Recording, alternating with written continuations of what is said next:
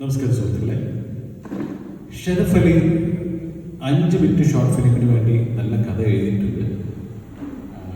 ഞാൻ ക്ഷണിക്കുന്നു ആ കഥയുടെ ഡയറക്ഷൻ വരും. എൻ്റെ പേര് ശാന്തനി. പറഞ്ഞത് 5 മിനിറ്റിൻ്റെ ഷോർട്ട് ഫിലിമിൻ്റെ ഒരു ഡയറക്ഷൻ ആവശ്യമാണ്. അപ്പോൾ ഞാൻ കഥയൊക്കെ എഴുതി. അപ്പോൾ ഈ ഡയറക്ഷൻ എന്ന് പറഞ്ഞാൽ 5 മിനിറ്റ് നമുക്ക് ഷോർട്ട് ഫിലിമിൽ സന്ദേശങ്ങളൊന്നും ദോഷങ്ങൾ വരാതിരിക്കുക, അല്ലെങ്കിൽ പിന്നെ പ്രത്യേകതരം സന്ദേശങ്ങൾ അതൊക്കെയാണ് ഈ ഷോർട്ട് ഫിലിം 5 മിനിറ്റ് ഏറ്റവും നല്ലതായിട്ട് വരുന്നത്. അപ്പം ഞാൻ എഴുതിയത് കൃഷിയെക്കുറിച്ചാണ്. കൃഷി എന്ന് പറഞ്ഞു കഴിഞ്ഞാൽ പഴയ കാലത്തെ കൃഷിയും പുതിയ കാലത്തെ കൃഷിയും താരതമ്യം ചെയ്യാനായിരുന്നു. പുതിയ കാലത്ത് അതിൻ്റെതായ ആവശ്യങ്ങളൊക്കെ ഉണ്ട്. അപ്പോൾ ഇതിൽ പറയുന്നത് നല്ലൊരു കൃഷിക്കാരനായ അല്ലെങ്കിൽ നല്ലൊരു കൃഷിക്കാരൻ ആളുടെ സുഹൃത്തുക്കളും കൂടി ചേർന്ന് ഒരു കൃഷിയിൽ വരുത്തിയ മാറ്റങ്ങൾ മൂലം അത് അവിടുത്തെ ജനങ്ങൾ പോലും ശല്യമായി. ഇത് കൊണ്ടുവന്നത് ഇവർക്ക് തോന്നുന്ന ആധുനികതയാണ് ഇതിലേക്ക് എത്തിച്ചിരിക്കുന്നത്. ആധുനികത കൃഷിയിലേക്ക് എത്തിച്ച് അത് വിഷയമായി അത് ജനങ്ങളിലേക്ക് പരന്നിട്ടും അവർക്ക് ലഭിച്ച ഉന്നതി അതിലൂടെ തന്നെ ലഭിക്കണം എന്ന് പറഞ്ഞിട്ട് തുടർന്നുകൊണ്ടിരിക്കുക. അവർക്ക് ഇതിന്റെ പാർശ്വഫലങ്ങൾ അറിയില്ല. അങ്ങനെ ഇത് ചെയ്തിട്ട് ഇപ്പൊ ശരിക്കും ഈ ഒരു കാലഘട്ടത്തിൽ കൃഷി ശരിക്കും ചെയ്തിട്ട് അവരുടെ വിഷമങ്ങളൊക്കെ വരുന്നത് സ്വാഭാവികമാണ്. ഇതിനെക്കുറിച്ച് അടിസ്ഥാനമൊക്കെ എഴുതിയിരിക്കുകയാണ്. അപ്പൊ എന്താണെന്ന് വെച്ച് കഴിഞ്ഞാൽ കഥയിലെ കഥാപാത്രങ്ങൾ എന്ന് പറഞ്ഞാൽ കൃഷിക്കാരുടെ കുടുംബവും കൃഷിക്കാരുടെ സുഹൃത്തുക്കളും മാത്രം ഒതുങ്ങുന്ന കൃഷിക്കാരുടെ സുഹൃത്തുക്കളിൽ ഒരു സുഹൃത്ത് മാത്രം എതിരാണ് ഇയാൾ.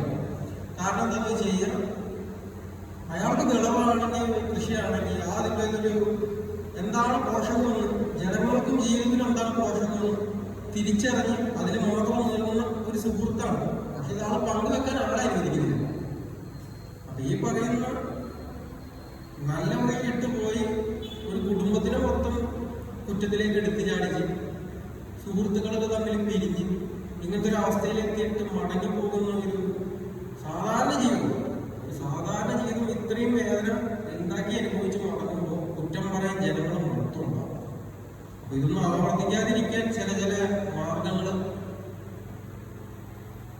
ആരായാലും ഒരു സഹായം അല്ലെങ്കിൽ താങ്കളെ നമുക്ക് നൽകുന്നവർ അത് തെറ്റായി ചെയ്ത് നമ്മളോട് തന്നെ ചീത്ത വാങ്ങിക്കുക, അല്ലെങ്കിൽ അത് അവരിലേക്ക് തന്നെ ഒരു ദോഷമായിട്ട് എത്തുക. പിന്നീട് അവർക്ക് ഒന്നുമേ ചെയ്യാതാവുന്നില്ല. അതാണ് ഞാൻ പറഞ്ഞത്. അപ്പൊ ഈ വീട്ടില് ഇയാളും ഇയാളുടെ കുട്ടികളും ഭാര്യയും ജീവിക്കുമ്പോൾ നല്ല ജീവിതം അയാളുടെ പകുതികാലം മുഴുവൻ കൃഷിയിലേക്ക് ഇറക്കി. പിന്നീട് ആളുടെ സുഹൃത്തിന് നാട്ടിലെ ഒരു സുഹൃത്തിനെ പരിചയപ്പെട്ടു. ചെറുപ്പക്കാരനായ സുഹൃത്ത് വിദേശിയാണ്.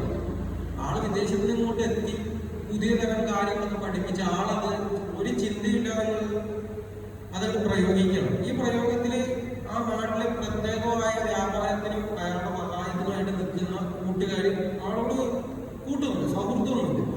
സ്വന്തം വരുമാനമുണ്ട്, അതിനു വേണ്ടി മാത്രം. ഈ കൃഷിക്കാരനെന്ന് പറഞ്ഞു കഴിഞ്ഞാൽ ആ നാട് മൊത്തം അറിയപ്പെടുന്ന ഒരു വ്യക്തി കൂടിയാണ്. കൂട്ടുകാർ തമ്മിലുള്ള വർത്താന വ്യത്യാസം, അവരുടെ ദുരാഗ്രഹവും അവർ എത്തിച്ചത് ഉന്നതിയിലായിരുന്നു. പക്ഷെ ഈ കഥയിൽ എന്താണെന്ന് പറഞ്ഞു കഴിഞ്ഞാൽ ഈ പറയുന്ന നല്ല സുഹൃത്ത് എന്ന് പറയുന്ന വ്യക്തി ഇത് തന്നെ ഇതിന്റെ വേറൊരു മുഖം നല്ല വിധത്തിൽ കൊണ്ടുപോകും.